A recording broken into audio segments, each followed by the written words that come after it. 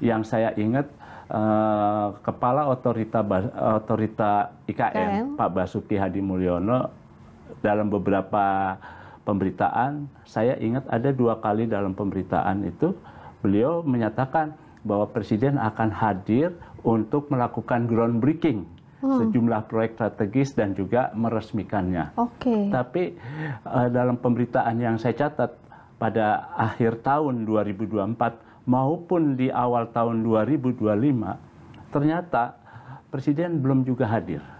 Bahkan waktu itu kita bisa cek sama-sama di dalam pemberitaan itu, Pak Basuki itu bilang akan meresmikan sejumlah proyek strategis yang sudah selesai dan juga akan melakukan groundbreaking proyek-proyek lainnya, dan tidak hadir juga. Ya, tidak hadir, oke. Tapi catatan saya juga, Mbak Priska hadir nggak waktu Presiden memimpin rapat terbatas tentang IKN? Beliau berkomitmen akan melanjutkan pembangunan di IKN. Bahkan disebutkan akan pindah ke IKN itu di depan pada TNI Polri ya. 2028. 28, iya betul. Itu di depan TNI Polri juga sempat berbicara itu ya waktu di rapat ikut itu ya. Berbicara juga ya. Nah, menyampaikan itu. Jadi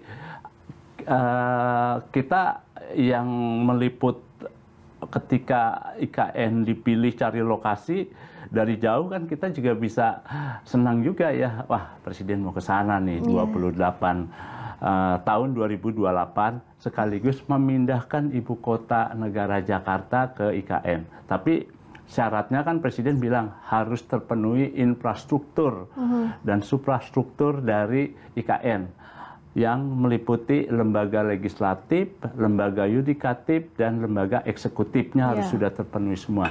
Baru akan pindah ibu kota.